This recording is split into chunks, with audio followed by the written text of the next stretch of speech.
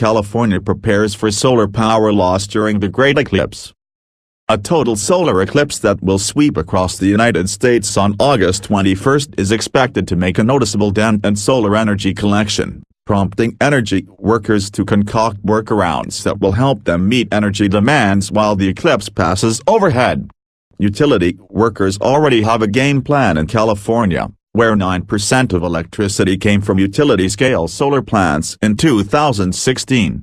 During the eclipse, when the sun disappears behind the moon, power grid workers plan to ramp up energy output from other sources, including from hydroelectricity and natural gas, and then quickly reintroduce solar power as the sun reappears.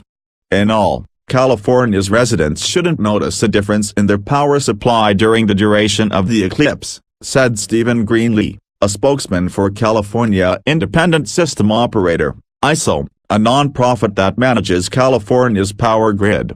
Sunshots, amazing eclipse images. Even though the eclipse isn't passing directly over California, it's traveling in a curved path from Oregon to South Carolina. It will still affect the Golden State, which has nearly half of the nation's solar electricity generating capacity, according to the U.S. Energy Information Administration.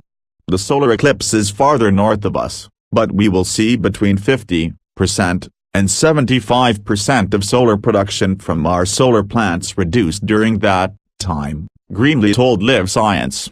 The state is expected to lose almost 4,200 megawatts during the eclipse, which will partially darken the state from about 7:45 a.m. to 12:45 p.m. local time, with peak occlusion happening from 10:19 a.m. to 10:30 a.m. local time on August 21, according to the ISO. To put that in perspective, 1 megawatt powers about 1,000 typical homes, so the eclipse could affect the equivalent of about 4.2 million homes, Greenlee said. In addition, units that rely on power from rooftop solar panels will go offline, which means that those mostly residential units will then look to the grid for their power support, Greenlee said. When these units are added to the expected loss of 4,200 megawatts, the total estimated demand on the power grid will be about 6,000 megawatts, or the equivalent of about 6 million homes, according to the ISO. California had a population of about 39.2 million people in 2016, according to the U.S. Census.